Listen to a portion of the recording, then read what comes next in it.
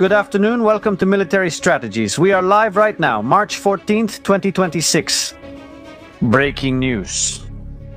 Iran launches cluster munition attacks across almost all of Israel, and there are injured people and material damage. It seems that today Iran wants to do what it didn't do yesterday, spread chaos and destruction throughout Israel. Here, on Military Strategies, we're going to tell you the latest updates, no sugarcoating, no filters. What's happening right now, and what is the outlook for this war? The war between good and evil, the war of the United States and Israel against the nuclear regime of Iran. Experiencing it live, family, your likes, your comments. This is Strategies, Military Strategies.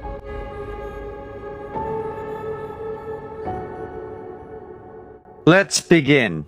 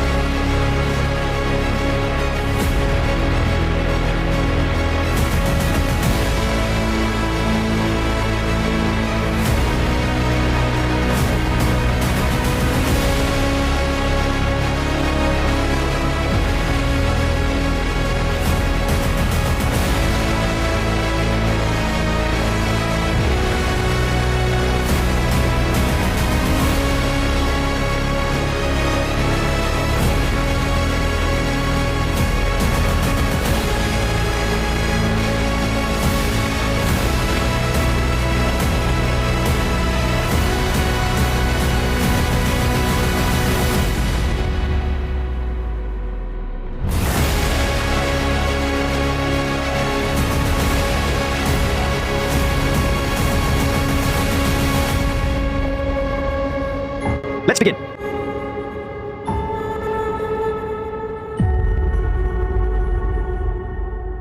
Good afternoon, family. Welcome to Military Strategies. We are live right now. Thank you very much for being here with us. Breaking news. Today, Iran has launched attacks in the south of the country, Eilat, Red Sea, the last city of Israel, on the border with Jordan near Aqaba. And unfortunately, there are injured people, including a minor, and there are also injured adults. And from that moment on, Iran has started to launch systematic attacks. Every hour or every 45 minutes or every 2 hours against Israel. With missiles carrying cluster munitions, Iran has completely abandoned conventional munitions and is now focusing on launching cluster munitions as the only weapon of terror against Israel. We are live right now, everyone. Thank you for being here with us. We have shocking images of what has happened, of what is happening. Images from just a few minutes ago from an area in central Israel, a central area of Israel, where no injuries have been reported. But it shows the need for everyone to go to the shelters when they are called to do so.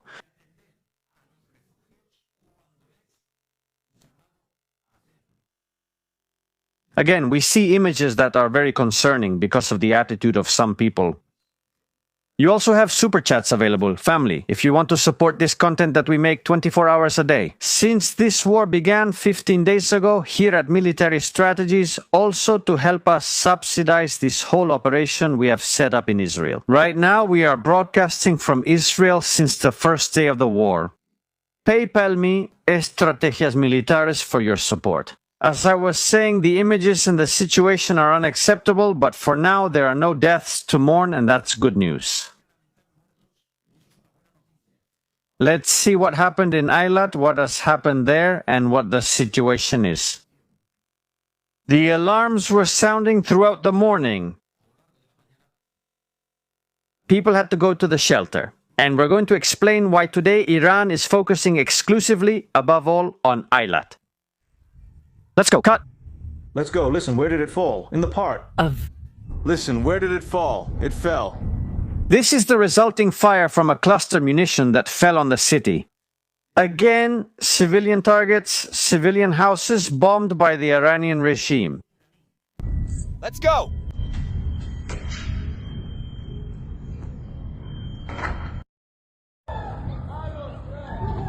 We see another one of those cluster munitions falling on a road next to a vehicle. I think it's a taxi.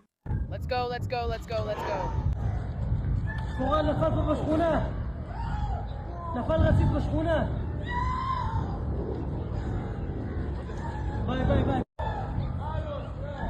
Iran is spreading chaos and panic throughout Israel. Attention. This is an accident. Attention, it's a let's go. Let's go, let's go. This is an accident. Let's go. Let's go. Let's go. First of all, I want to share a thought. First of all, these videos shouldn't exist. They shouldn't be happening. They shouldn't be going on right now. When there's an attack, knowing moreover that cluster munitions are being used, please, no balconies, no windows, no being out on the street, no driving your car through the streets, as if nothing was happening. Because no one is immortal. Hearing the sound right before that ammunition falls? On a house?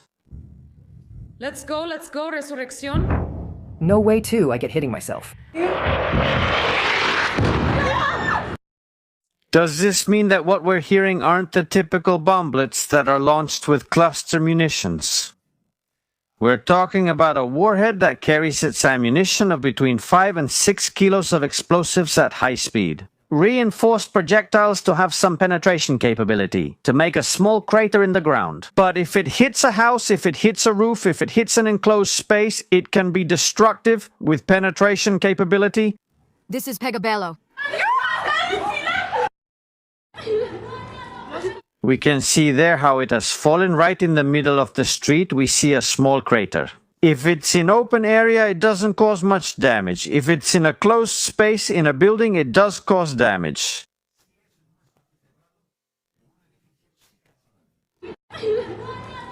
That's why it's important to use the mamad, the miklat. You have to go to the shelters.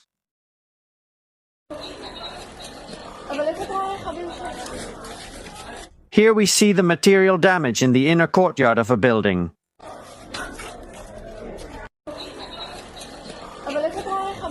The damage is very localized. Notice that even the wall acting as a barrier isn't damaged. The wall hasn't fallen, but everything that is a soft target, like a table, chairs, glass, any light element is destroyed, flies away, and becomes another weapon.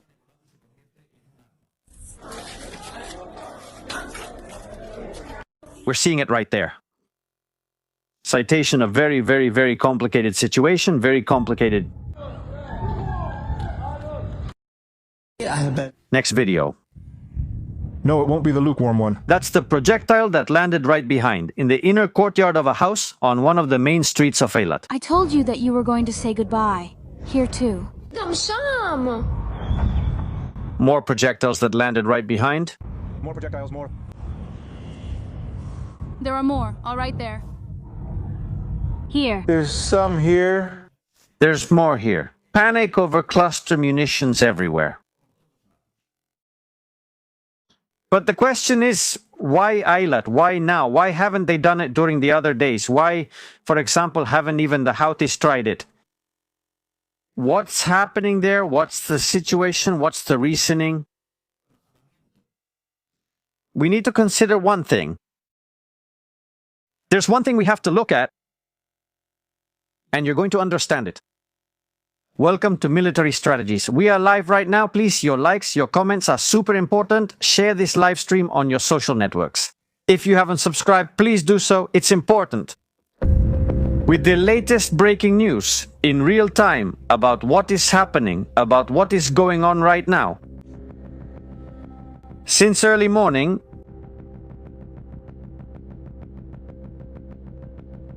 the weather conditions in Israel are different. Weather radar map right now. There have been strong winds in Israel for hours.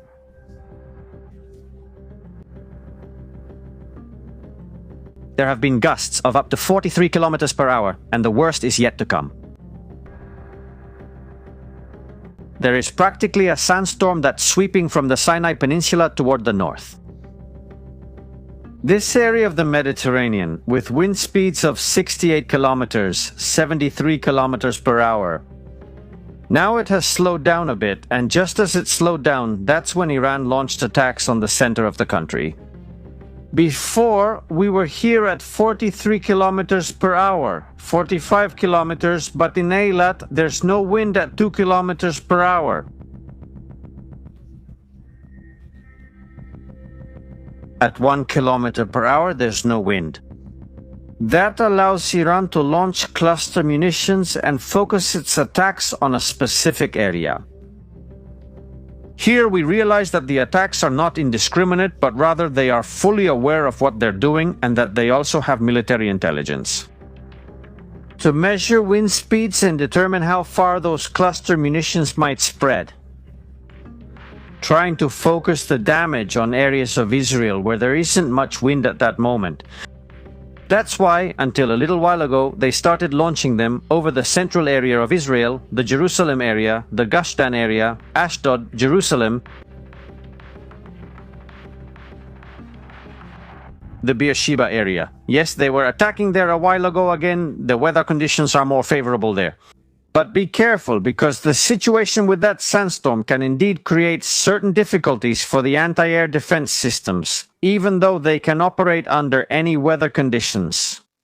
But they're not effective under all conditions. For example, the iron beam against the rockets launched by Hezbollah or the drones launched by Hezbollah is not that effective. When there are low clouds, fog, or a sandstorm, the laser is not as effective. And Iran knows this, so it's likely that we'll see attacks from the north taking advantage of this weakness at this moment.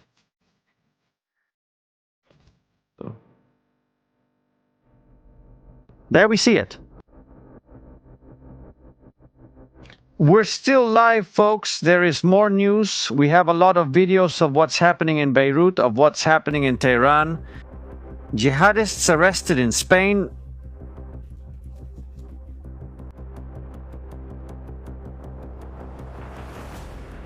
You heard that right. Jihadists in Spain who were instructing women to join the jihad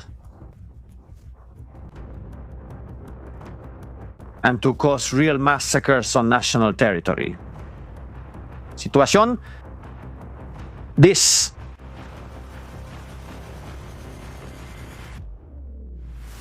The historic.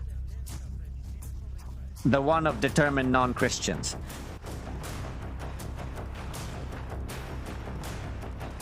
The 14 days of war have brought us this.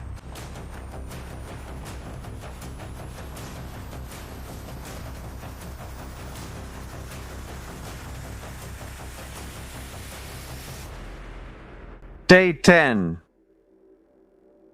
11, 12.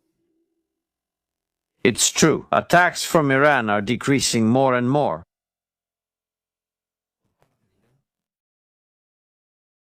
But they're using cluster munitions. Look at the 28th, how everything turned red.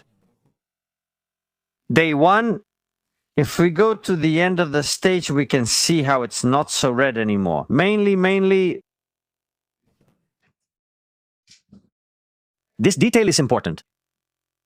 Iran has less attacking capability. Last night, Donald Trump sent him a pretty strong warning. He told him clearly.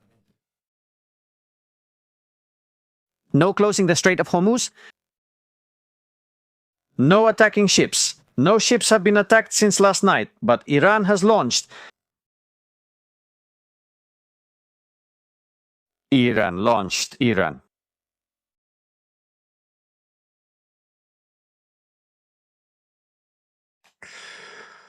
A warning, a notice. A notice, not for Israel.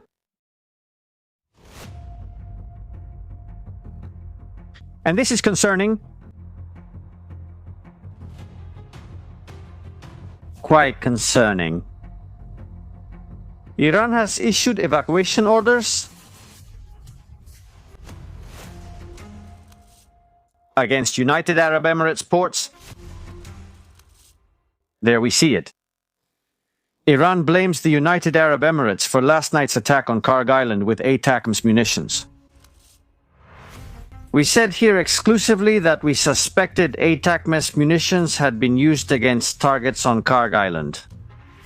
Sure enough, Iran holds the United Arab Emirates responsible for using ATACMS munitions from their territory.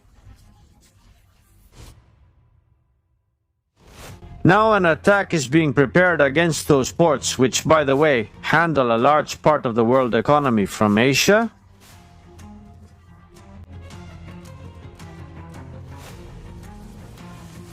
We see the translation of the image here. In military strategies, exclusive news once again.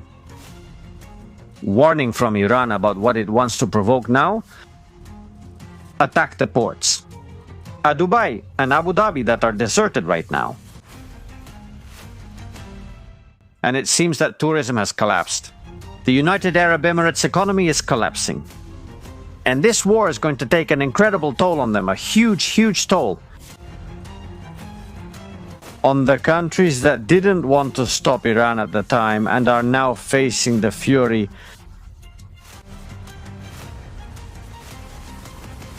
of Iran. We have videos because some of those ports were already attacked.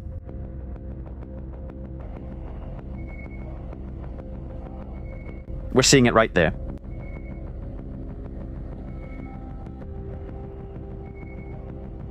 Images of the port of Fujairah in the United Arab Emirates. They didn't want Iran in there. More images. United Arab Emirates under attack right now. The drones are still coming out of Iran. Donald Trump, who said that 80 to 90% of capabilities had been limited. It seems that wasn't the case.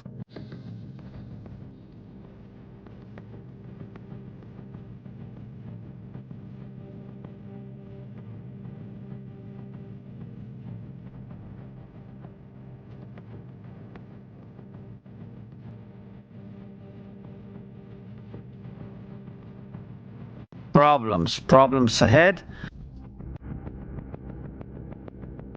Problems ahead and serious problems. Can Iran seek revenge for Qasem? But be careful, because what happened last night, what we saw last night here live, what we were doing, the exclusive international geolocation of the attack targets could be the first part of something much bigger. After the destruction of the air defense systems on Karg Island, the United States could send special operations groups to take over the oil facilities, seize the island, and get hold of the $3.7 billion stored in Karg.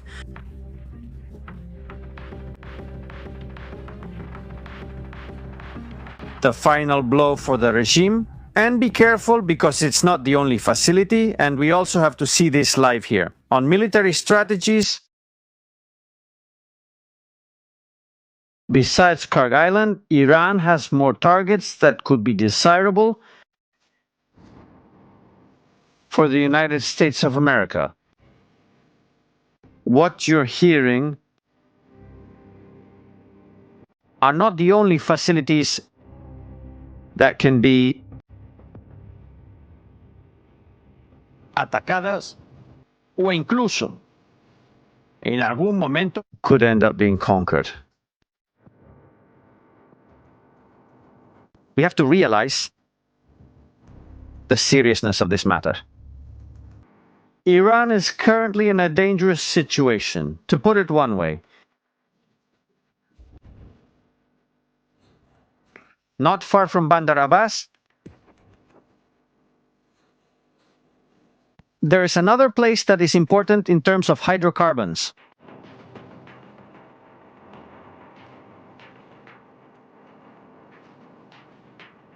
There are different storage tanks.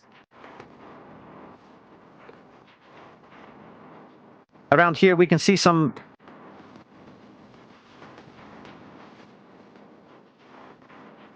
more areas to refuel.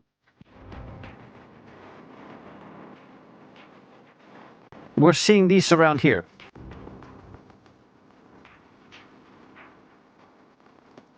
And inside them, there's a facility that's gigantic.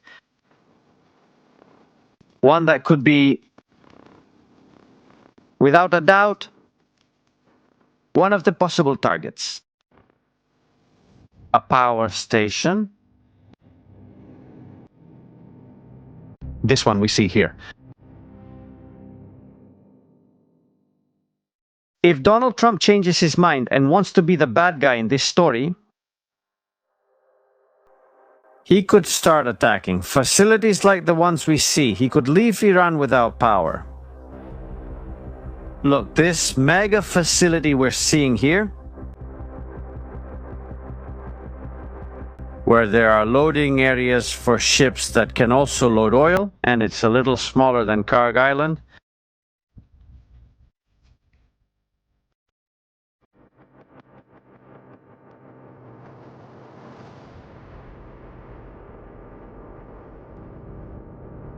The Akhtar facility. This one we see here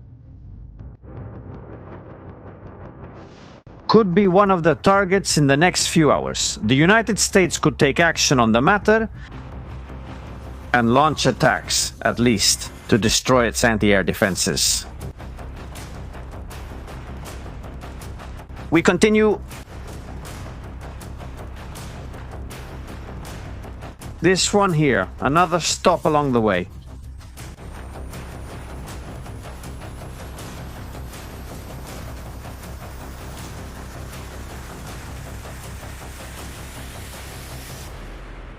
Give me Bandar Abbas. One of the largest ports in Iran, where a lot of hydrocarbons are produced and transported to half the world. In this place, the United States of America could also cause real destruction in an operation that could be carried out in a matter of minutes. That's right. The war is escalating. The war is at stratospheric levels.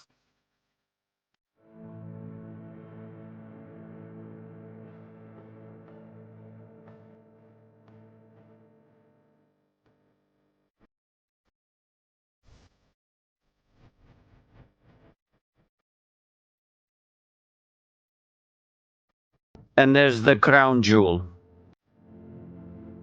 If Iran bombs the ports of the United Arab Emirates, complete disaster could happen. This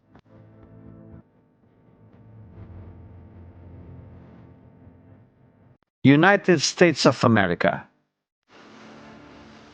They could destroy Iran's largest export and import port. Millions of containers could be reduced to ashes in a matter of hours. A massive attack with B-52 bombers, B-1S and ATACMS missiles could destroy all of Iran's export capacity and set Iran back for at least 100 years.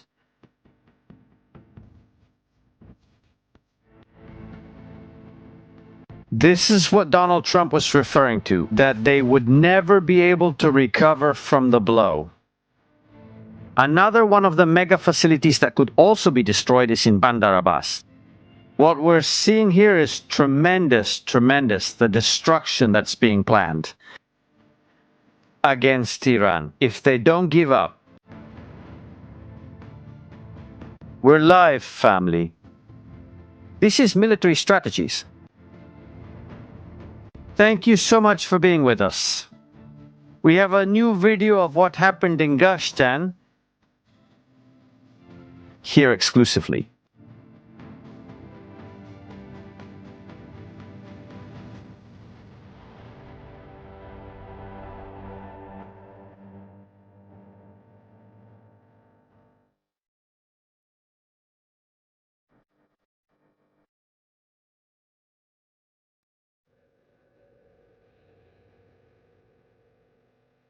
Attack with cluster munitions.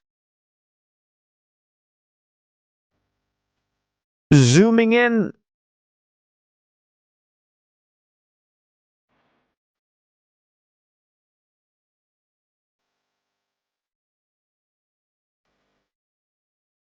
Vehicles moving during the attack. Unacceptable. It's unacceptable.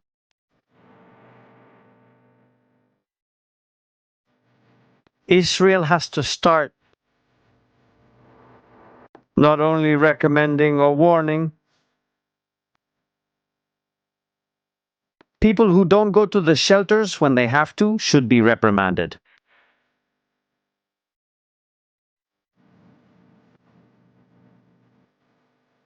About to have caused a tragedy. If that ammunition had fallen 50 meters to the right, we would be talking right now about a real massacre. We remind you there are injured people in Eilat.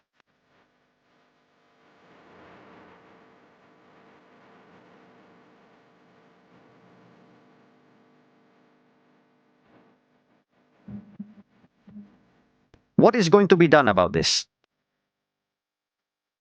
The Israeli Air Force reports that in the last few hours, more than 200 targets have been attacked in the west and center of Iran. During the last 24 hours, missile launchers, some armed to attack Israel, air defense systems, drone launch platforms, weapons warehouses.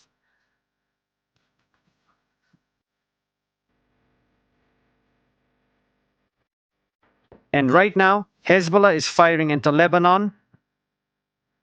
Hezbollah firing from Lebanon and also into Lebanon because Israeli troops are there, giving it their all.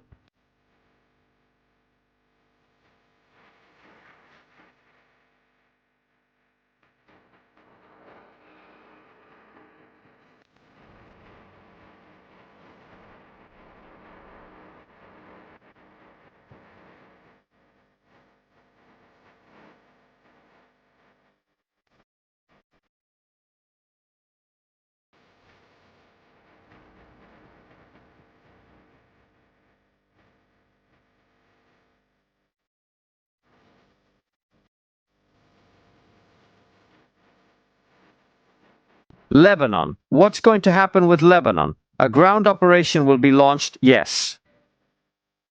It will be launched 35 minutes ago. The alarms were sounding in Haifa. Beirut is going to become the new Gaza.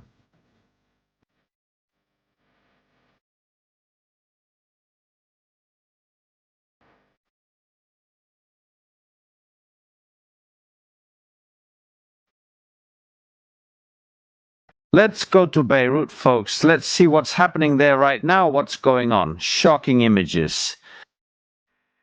Beirut Live.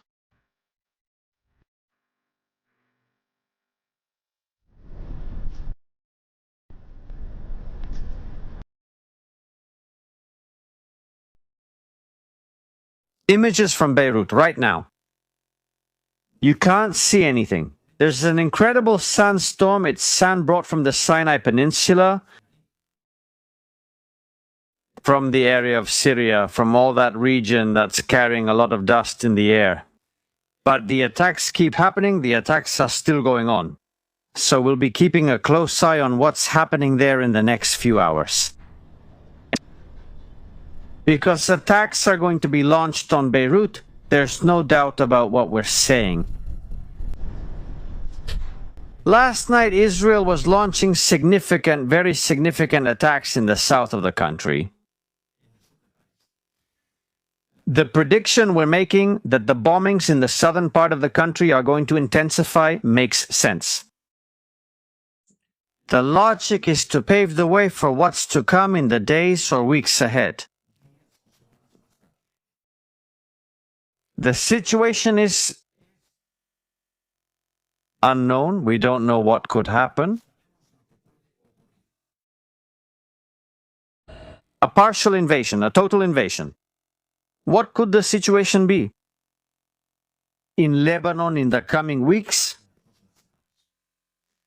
Israel is subtly starting to move a lot of equipment to the north, and that implies there will be a large-scale ground operation. Images now Gush Dan, Tel Aviv. Thank you for watching the video. Images of Gush Dan. It's not destroyed. There's a lot of dust in the air. That's why I say it makes visibility more difficult. But for now, there are no reported fatalities in what's happening right now. It's a pretty critical situation right now. What was happening in other distant places from Israel? And this is going to get very, very, very interesting, very interesting. Images of the IDF from the air.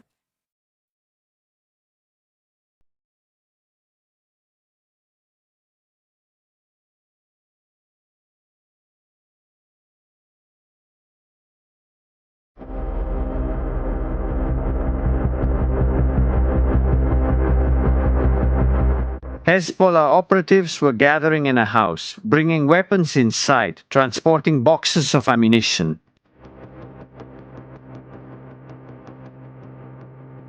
That was happening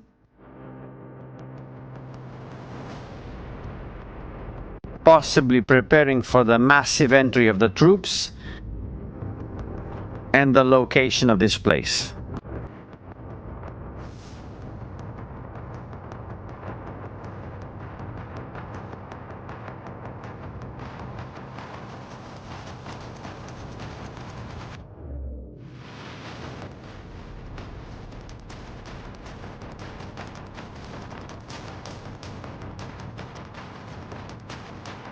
This house, that's the place we see being destroyed by Israeli troops.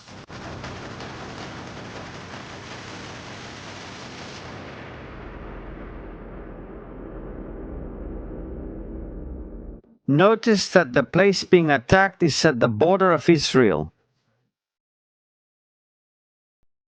at an interesting distance. 20 kilometers? Hezbollah knows that Israel can advance up to 20 kilometers if it is preparing to create a line of fire on the second line.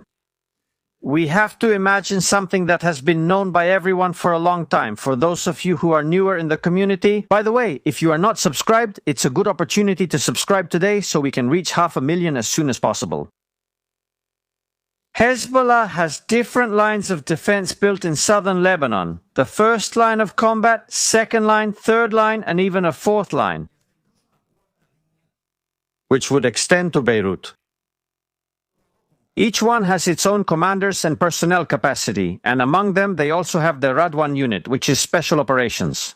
Last night we marked this security line, which could be the one that forms the new border of Israel in a few months. And we would be talking about the first line would move forward up to the second line. We would have battles. The next line would then go from the second toward Beirut. In that third line, a much larger one. That far, Israel probably doesn't want to go that far. I'm saying this for some fanatics who are out there saying that Israel wants to destroy Beirut, conquer Beirut, and keep Beirut. That's not the case, right? They're talking about an estimate of around 20 kilometers, more or less. It would be Operation Leva. I have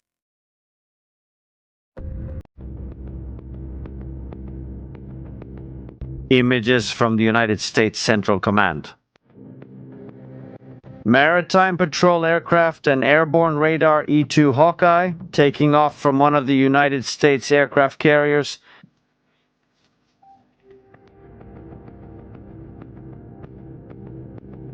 F-18 aircraft. And also, I think this... Let's take a closer look. It's a Growler. An electronic warfare aircraft. taking off again. Be careful, because for tonight we're preparing an incredible show, something that's going to leave you all amazed. I hope jaw dropped. I hope we can do it. If the current events allow it, right? How to recover Iran's uranium, 600 kilos or 400 kilos of uranium.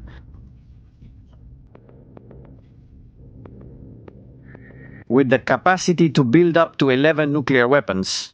What would the operation be like? How many personnel would be needed? Where would this operation take place? How long would it last? What would be necessary to transport it? And what would be the final destination of Iran's uranium? The uranium? Iran's nuclear regime? Because they have it. And if this war doesn't end the regime and that uranium remains there, it will continue. They will build the nuclear weapon, there's no doubt about it, and they will use it, just like they're using cluster munitions. And make no mistake, the more Mokjaba's throat is squeezed, the more likely they are to use other things much worse. Isn't that right, family? War has too many bad things, and that's one of them. Let's go to your comments, your super chat. Thank you so much for supporting the channel. Thank you for being here with us. Mokshaba might be dead or he might not be dead. There are different versions of this. There's been a lot of talk, a lot of comments about history. I'm not going to get into much debate. Personally, I think he's not active, that he's someone who isn't relevant to the regime right now and wouldn't be able to make decisions. If you want to call that dead, you can call it dead. If you want to call it incapacitated, you can call it incapacitated. I also want to say something. This channel doesn't promote any kind of news. It is responsible for delivering news about what is happening right now in the world, specializing in military topics. In this case, we are analyzing the Israel-United States war against Iran. We don't want there to be any people or civilians dying, nor do we want any conflict. We neither encourage nor wish for attacks on any community. We believe in a world of peace, but unfortunately there is news happening right now and we have to be there to report it. Like right now, we are one of the leading Spanish language news channels worldwide. Thanks to you, thanks to your subscriptions, and thanks to your company and support at every moment of our broadcasts. Let's see the super chats. What are you saying? Thank you so much to everyone who is contributing. Let's remove our PayPal shield. Saba, thank you so much. Juliana, thank you so much. Teresa, thank you so much. Bay, thank you very much. Oscar, thank you so much. Also, Ari, thank you so much. 11 months with us. Hugs to Will Okira. We love and thank you. Military Strategies and Mods, send Will Okira a big hug. He's going through some tough days in Israel as well. A hug for our friend, a great moderator who contributes a lot to this channel, just like all the moderators and the team caring for the chat. While I'm doing the live stream, and sometimes I don't realize what's going on, but they're there making sure this community is healthy, clean, and that we don't have unwanted people. Thank you so much, really. Storm, sand, and wind. Does the trajectory and consequently the calculation of missile and drone trajectories get affected? Yes. Ocean, definitely yes. Definitely yes. With drones, 100%. It affects them a lot. Thank you. And with missiles. Cluster munitions when they open, and also because they're opening at high altitudes. When those munitions fall from the sky, it's clear that the wind can move them, it can divert them.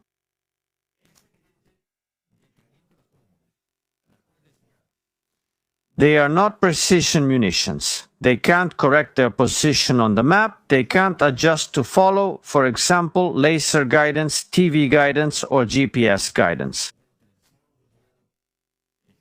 There's a lot of interference. Those munitions won't work at all inside Israel because there's a lot of interference. But is it obvious or is it clear? Yes, the trajectory of those missiles is affected. It's affected by the high altitude launch and also by the wind.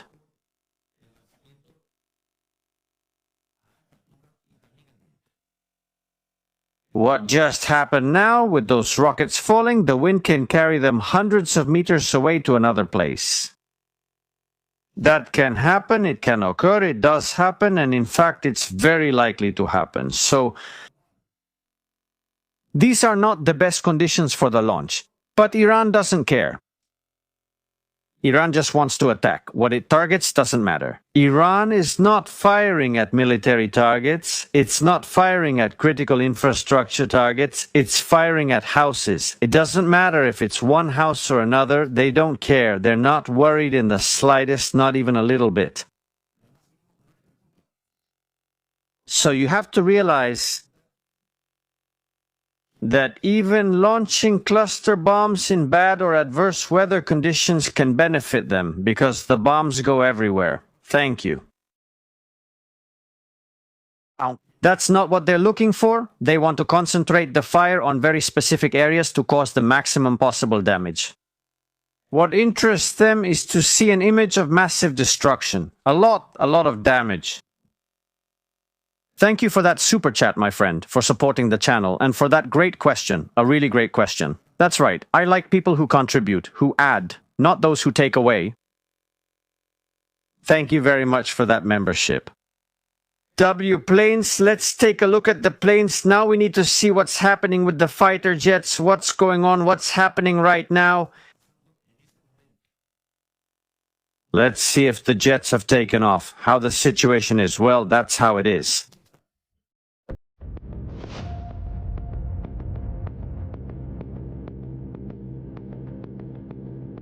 Air corridor again. Planes providing protection to the Emirates in the fight against drones.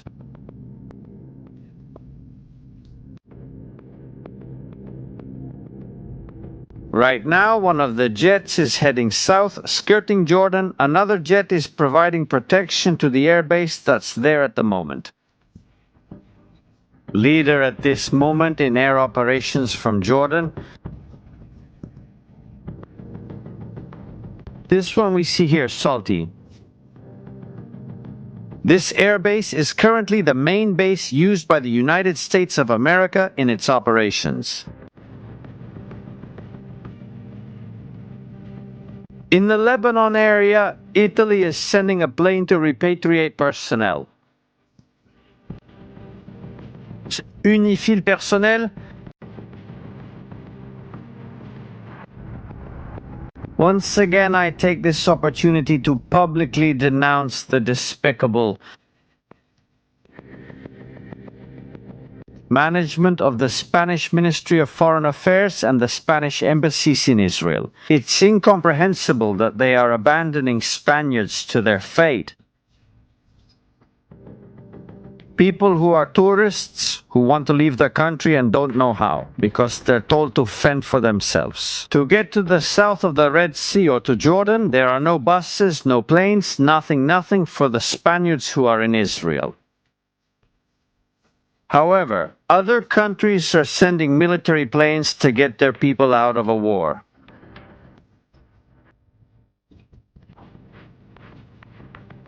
Total disgrace. A disgrace that, in addition, the Ministry of Foreign Affairs is lying in the public statements they are making. 24 hours saying that they are bringing more than 7,000 people home. Student in Israel, they're leaving everyone stranded. I get emails, I get messages. It's not just that I confirmed it myself in person, which I already did back then. We called the embassy, and the response was pathetic. This can't be allowed, this can't be allowed.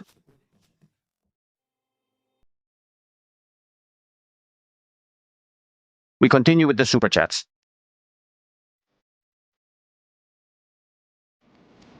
Thank you, no doubt, I don't know why.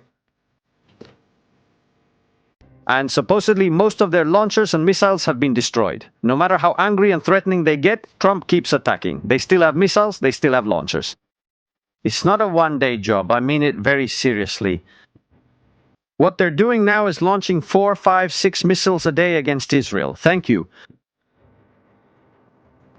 They're rationing, they know they're going to run out. The launchers, every launcher that fires is a launcher that is gone. They might be using missile fields, which I don't doubt. And that could be one of the options. But do they still have the capability to reach here? The data is there. It's no mystery. We're still live, folks. I know there are more super chats, that there are memberships from Andrea Villar. Thank you so much, Andrea de Diego. There have also been big super chats from more people that I can't see here. I don't know why. I'll try to recover them. Carmen, thank you so much, Carmen, for that great donation to military strategies. Thank you so much, my friend. Thank you. Of course, the situation isn't dramatic because it's not. Life goes on in Israel. People go to shelters. Restaurants are open. But it's annoying. It's annoying.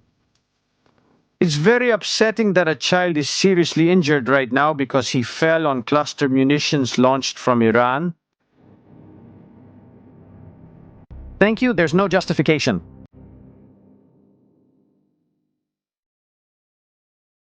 Iran also threatens to attack US energy companies in the region, which means attacking everyone.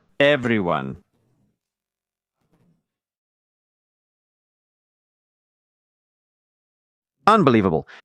By the way, today the head of the UN, Secretary Antonio Guterres, has been in Beirut. Wow.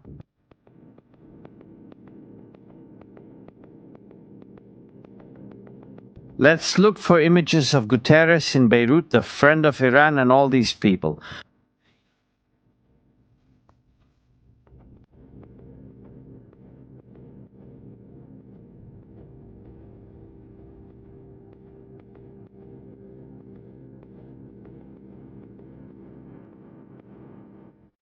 We have video. This is incredible. For now, the Spanish soldiers are still there. Alvarez says there's nothing to worry about. Of course, since he's not there. Guterres! Arriving in Lebanon.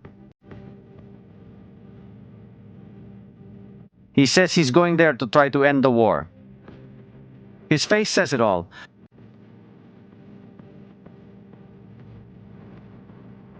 The head of UNIFIL is also a sight to behold.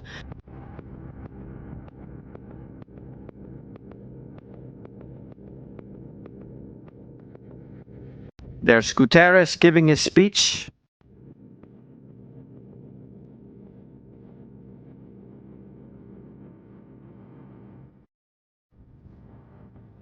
And it's incredible.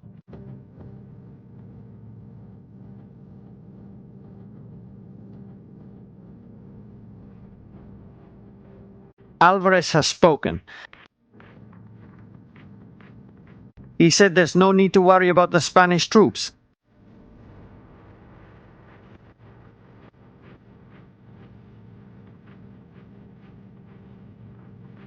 They sent a bus to Eilat with Spaniards.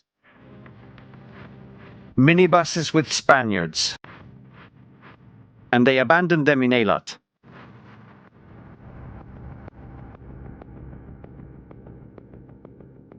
It's shocking. Everything that's happening right now is just too much. It's overwhelming.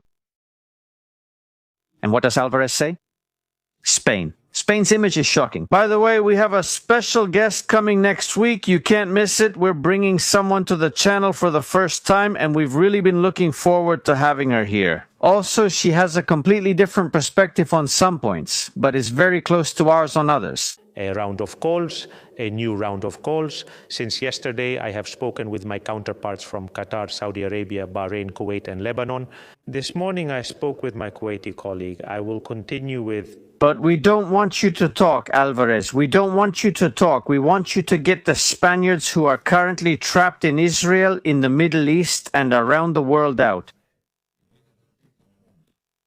Stop with the calls and nonsense. And start getting the ministry to work, together with the Ministry of Defense, to bring people home. Start setting an example. Please. They are compatriots. Israelis with both Spanish and Israeli citizenship want to stay and have no problem doing so. But the tourists who are in Israel do not deserve to be abandoned at the gates of the desert. They do not deserve to be abandoned at a border with Jordan, without knowing what they have to do when they cross to the other side, without any Spanish embassy staff to receive them at the border. In the south of Israel and to the west and east, on any side, there is no staff deployed to provide them with consular assistance. Thank you. When you call on the phone, sometimes they treat you badly, other times they treat you well. Since we reported it, it seems that the treatment over the phone is improving. But stop lying. My Turkish colleague, all of them expressed the same concern. Leave your colleagues and bring the Spaniards home. Forget it. The Strait of Hormuz, which at this moment is not navigable for ships, which is supposed to be good. You will soon be able to cross it. Have you withdrawn the Spanish ambassador in Israel? Have you taken her out? Do you already have a safe conduct to pass? Thanks for watching the video.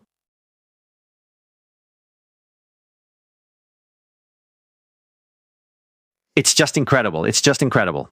For the export of gas and oil, which leads to an increase in prices. Also for other products that are absolutely necessary for the agri-food sector. And a situation in which they are receiving missiles and drones in a completely unjustified way, which we condemn coming from Iran. Do you condemn? Do you condemn? If Iran has thanked you, if the Jews have thanked you, if Hamas has thanked you, if Islamic Jihad has thanked you, if Hezbollah has thanked you, how can you say you condemn? How is it, of course, turning into an extremely complex situation? And if not... How can you judge if it's a complex situation? You're in Madrid and haven't even visited the Middle East to see how the Spaniards are doing. If all you're doing is sending a few planes just for the photo op when they arrive at Torrejon, or when they arrive at Barajas, it's impossible to know. This is a real disgrace. How long is this conflict going to last? But what we do know for sure is that the voice of Spain and the voice of Europe must be in favor of de-escalation. And what de-escalation? What voice of Spain? If nobody listens to Spain in the world since you came to power, what are you even talking about? It's a real disgrace. It's a real disgrace. This guy comes out saying they're bringing Spaniards home when it's a lie. What is he talking about? It's the largest evacuation of Spaniards by the Ministry of Foreign Affairs. In the largest evacuation? Evacuation of whom? Have you evacuated Palestinians? Maybe we've missed an episode. That consulate you have set up in Jerusalem, which acts as a Palestinian embassy, maybe you've brought in Iranians from the Revolutionary Guard, who have you repatriated. In its history, we have some estimates that we would go very far, much farther than far. If you are not able to reach Israel. 8,000 right now. This morning's figures already put it at 7,100. This is it. Esta es información. Pure and simple. This is pure hard information.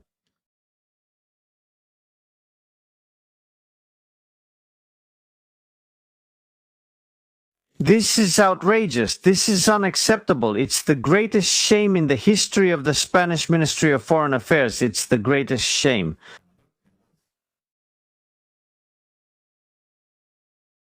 And they ask him,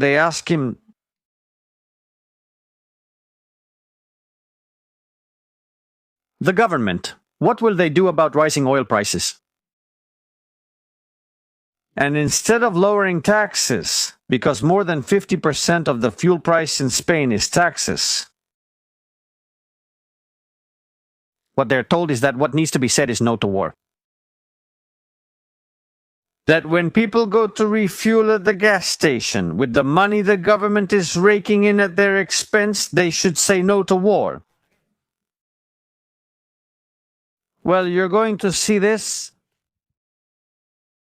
Look, in Israel, the price of oil, the price of fuel isn't going up much because the government has lowered taxes because we're at war. There are other countries that are doing it. Why doesn't Spain do it?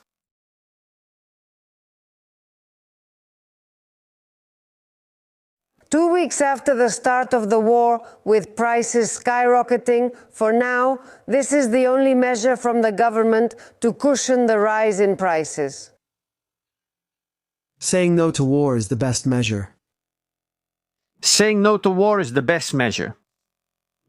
The best measure is to lower taxes on raw materials, help the self-employed who can't export right now to companies.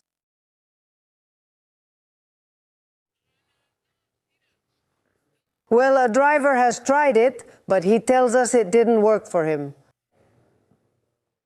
And, well, when I went to pay the amount for the gas, I said no to war. And they told me no, that I had to pay with money. No to war. It was worthless. You freak out?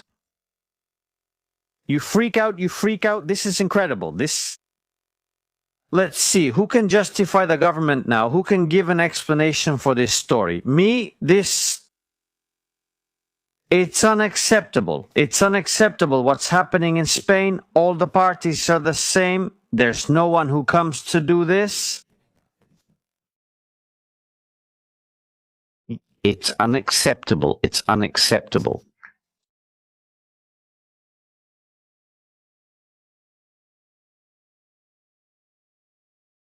It's unacceptable. What did the Spanish embassy say? They're saying in the chat they didn't know, and we don't know either. And goodbye? They didn't even ask if you were okay, if you needed medical help, how many of us there were. If there were children, if we had a place to stay, if we had food. Nothing, the embassy, nothing. On the contrary, they tell you not to send them messages by phone. On WhatsApp, not to send them messages, because that's an emergency phone. As if being trapped in a country where they're firing cluster munitions at tourists wasn't an emergency. Maybe. They expect all tourists to buy an Israeli phone number to call the embassy. You really have to have guts. Real guts. No, I won't play the audio again since the girl had an anxiety attack, I think. I don't want to cause anyone any psychological problems, but please let them learn to treat people well. When someone calls an embassy, it's because they're looking for help, not because they're bored.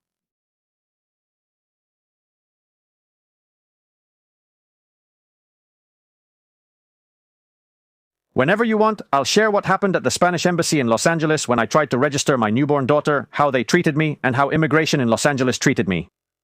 I'm not surprised, Juan. I'm not surprised. Nothing surprises me anymore. No. What surprises me is that the country keeps going with this government that abandons everyone at the first sign of trouble. It's surprising the government remains in power. Nothing. The talk shows in Spain 24 hours a day on all the channels that get subsidies, all with the same message. Israel is bad, Israel is bad, Israel is bombing hospitals, Israel is doing this, Israel is doing that. Pim, pam, up and down, back and forth.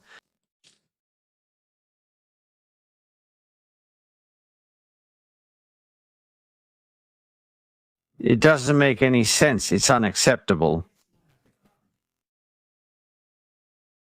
Anyone, you can get the phone number of the Embassy of Israel. You can call right now and ask them how to get out of Israel. How do you get out of Israel? What help can they offer a Spaniard who wants to leave Israel? Should they call the United Arab Emirates contact? How do you get out? You're going to check it. If that's there, if they even pick up the phone, I don't know anymore. I haven't called again. Obviously, I don't want to leave. I'm fine. It's not about me. I came here to work and to report what's happening. But there are people who are tourists. People who have families, who have children, who might want to leave. For whatever reason. tell them clearly, we're not going to get you out, right?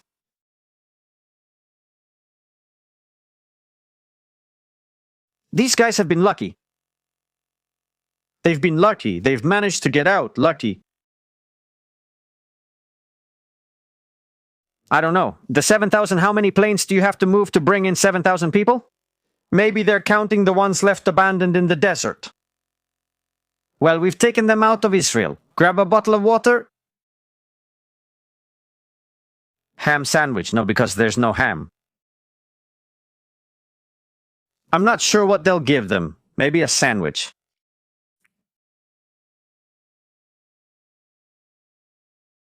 Seriously, they don't even drop you off at the border anymore. They just tell you directly.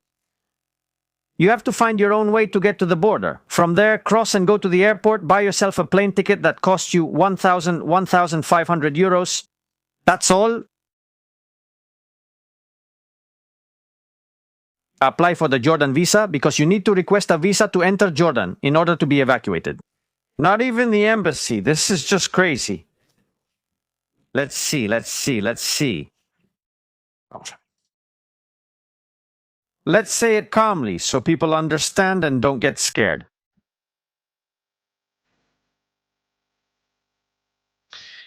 Not even the embassy. They don't even provide you with an official document so you can cross into Egypt or Jordan without having to get a visa. They don't give you any safe conduct. You have to pay out of your own pocket to be able to get out of here.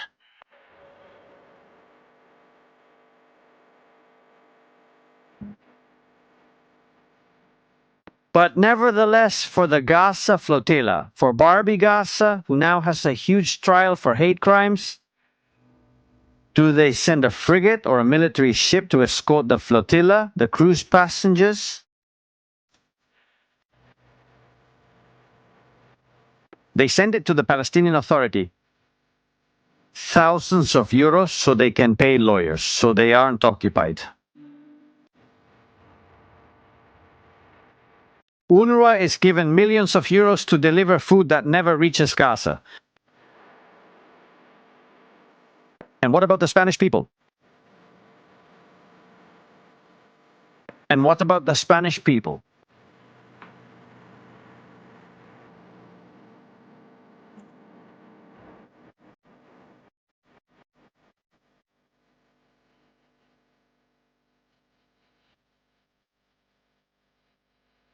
Here's the photo of shame.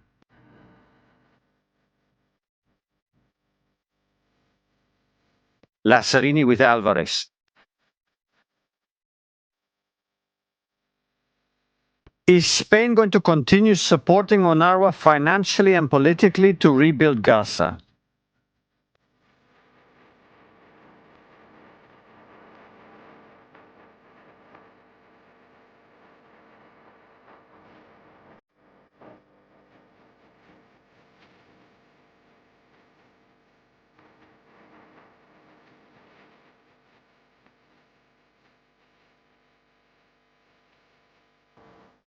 Outrageous? This is outrageous?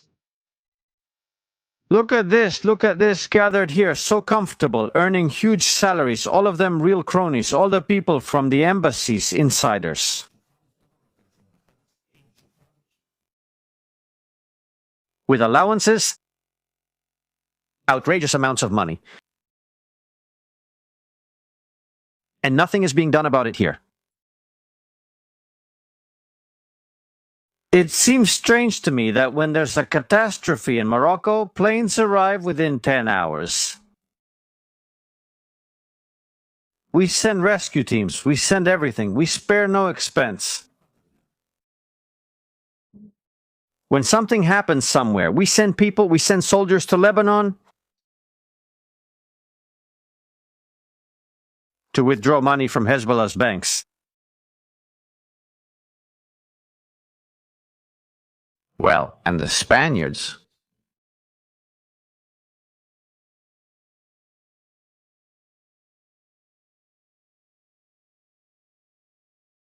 Unbelievable. Tremenda familia. Family, see you later here on Military Strategies. Thank you very much, really. Thank you for your super chat and support. That's the issue. The Spaniards, the majority of adult immigrants, voted for that government. No. The government didn't win the elections. Don't get it wrong. The government has allied with other political parties, separatists, and representatives of ETA to stay in power. But that's another topic. Family, thank you very much. See you in the next program here on Military Strategies. Regards.